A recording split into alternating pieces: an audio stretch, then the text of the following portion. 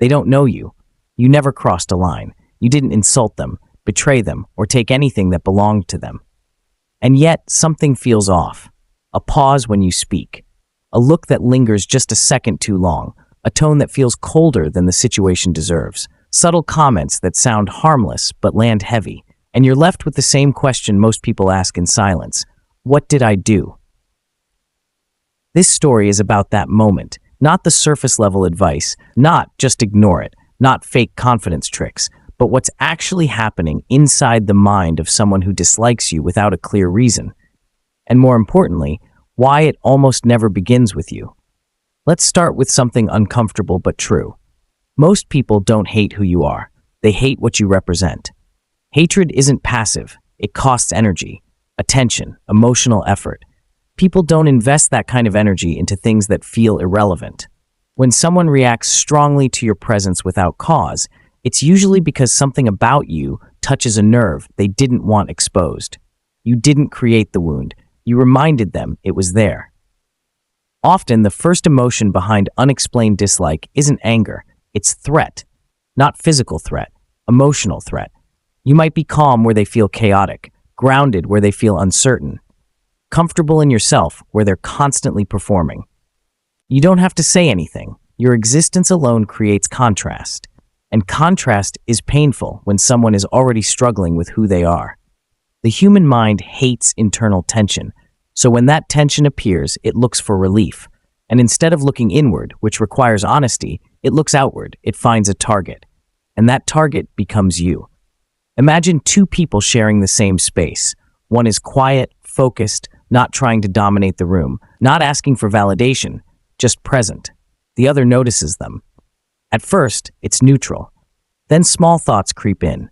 Why do people listen when they speak? Why do they seem comfortable without trying? Why does their presence feel heavier than mine? Those questions hurt. And when questions hurt, the ego rushes to protect itself. The fastest protection is judgment. They're fake. They think they're better than everyone. There's something off about them. This is how discomfort turns into dislike. Psychology calls this projection, when someone takes feelings they don't want to face in themselves and assigns them one else. I feel insecure, so you must be arrogant. I feel small, so you must be the problem. Research on social comparison shows something interesting. People feel more threatened not by those far ahead of them, but by those close enough to compare themselves to. That's why unexplained hostility rarely comes from strangers. It comes from peers, coworkers, people in similar rooms, similar stages, similar spaces. Now here's the part most people miss. People who dislike you for no reason often feel inferior, but they can't admit it. Admitting it would mean facing the truth that something inside them needs work, and that's terrifying. So instead, the story flips. You're lucky. You don't deserve it. You're manipulative. You're arrogant. Anything that protects their self-image. This is why logic doesn't work here. You can be polite, quiet, respectful, and still feel that invisible tension. Because the issue isn't your behavior. It's what your presence reflects back to them. And sometimes what you reflect is honesty. Some people survive by wearing masks. They build identities around approval, control, or image. They learn how to perform instead of how to be. When someone authentic enters their space, it's like holding up a mirror. And mirrors are dangerous to people who are hiding. You don't have to confront them. Your silence can bother them. Your boundaries can bother them. Your refusal to chase validation can bother them. Because your existence asks a question they don't want to answer. Why can't I live like that? So instead of facing the question, they attack the source of it. That's why unexplained hate is rarely direct. It shows up as sarcasm, as gossip, as subtle disrespect, as tension without explanation. Direct confrontation would require honesty, and honesty would crack the mask. Let's talk about envy, not the dramatic kind, but the quiet, ashamed version.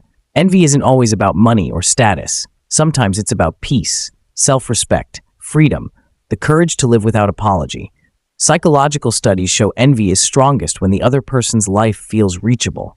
If they can do it, why haven't I? That question stings. So again, the mind looks for relief. And relief becomes resentment. Here's a truth that rarely gets said. People who genuinely like themselves don't spend energy hating others. Hatred is a symptom of inner conflict. But now comes the most important part, the part that determines whether this damages you or strengthens you. The real danger isn't that someone dislikes you for no reason. The real danger is how you respond. This is where many people start shrinking, over-explaining, second-guessing, softening themselves to be less threatening. You replay conversations, you search for mistakes, you try to fix something that was never broken. And that's the trap.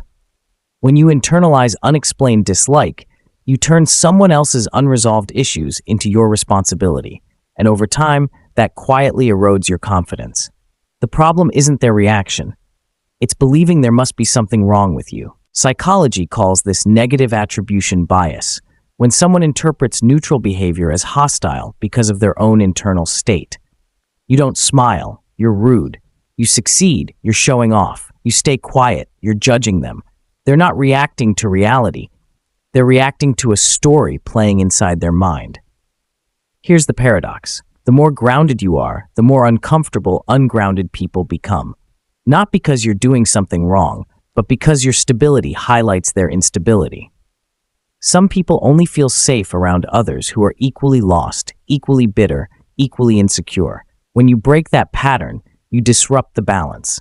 And disruption creates resistance. There's another layer to this, control. Some people dislike you because they can't control you. You don't react the way they expect. You don't chase approval. You don't play along. That lack of control feels like a loss of power. And for people who rely on power to feel okay, that's unbearable. So they label you, dismiss you, undermine you. It's easier than admitting, I can't influence this person. This is especially common in toxic workplaces, friend groups, even families. The person who breaks the pattern often becomes the target, not because they're wrong, but because they're different. Now, for the uncomfortable truth, if multiple people react to you this way, it doesn't mean you're perfect. Nobody is, but it often means you're not invisible, you're not blending in, and that makes insecure people nervous. The goal isn't to become less noticeable, the goal is to become untouchable. Untouchable doesn't mean cold or arrogant, it means clear. Clear about who you are, clear about what you accept, clear about what isn't yours to carry. The moment you stop asking, why do they hate me, and start saying, this isn't mine, everything changes. Because when your worth stops depending on other people's reactions, their hostility loses fuel. Confusion no longer feeds it. One last thing matters here. This doesn't mean ignoring real feedback. Real feedback is specific. It comes with examples. It comes from people who want growth, not control. Unexplained hate is vague, emotional, inconsistent, loud in silence. Learn to tell the difference. Ask yourself, do they treat everyone this way, or just me? Do they respect people above them, but belittle those beside them? Do they speak directly, or through tension and side comments? The answers usually say everything. So remember this. People who dislike you for no reason are often threatened, insecure, exposed, envious, or out of control. Their reaction isn't a message about your value. It's a signal about their inner state. You don't need to prove yourself. You don't need to shrink. You don't need to win them over. Your job is alignment, because the more you grow, the more resistance you'll face. And that resistance isn't proof you're doing something wrong. Often, it's proof you're finally on the right path.